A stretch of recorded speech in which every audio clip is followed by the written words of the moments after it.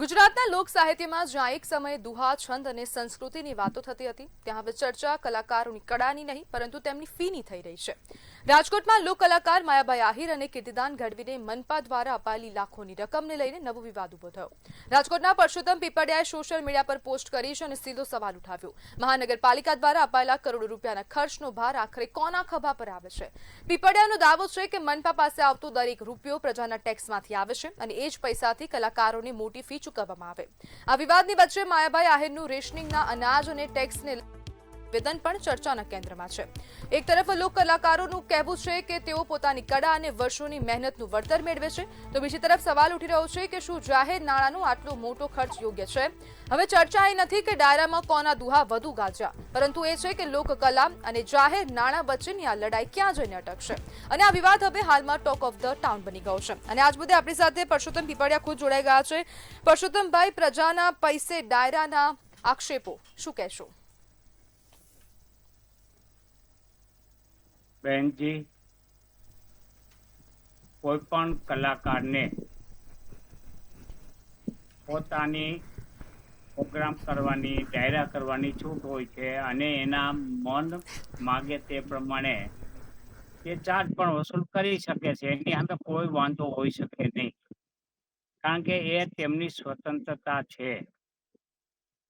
અહીંયા વાત ક્યારે ઉપસ્થિત થઈ કે જ્યારે માયાભાઈએ ટિપ્પણી કરી કે જે પાછું ટેક્સ ભરતા નથી, એટલે કે ટેક્સ ભરતા નથી અને રાશનનું ખાય છે, અને આ ટિપ્પણીમાં કીર્તિદાનભાઈએ એને સમર્થન આપ્યું।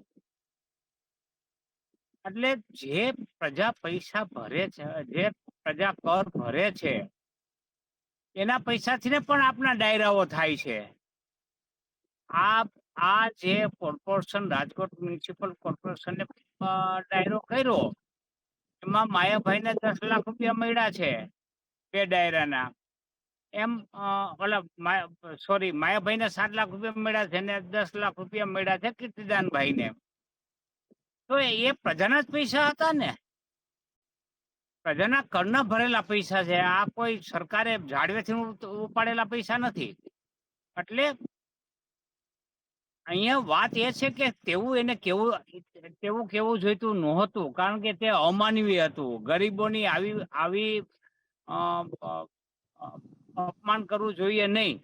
મધ્યમ વર્ગીય ને ગરીબો ટેક્સ ભરતા નથી એવું અપમાન કરવું જોઈતું નથી। આ એનો જવાબ છે। પરસોત્તમભાઈ, જોડાવા બદલ આપનો આભાર।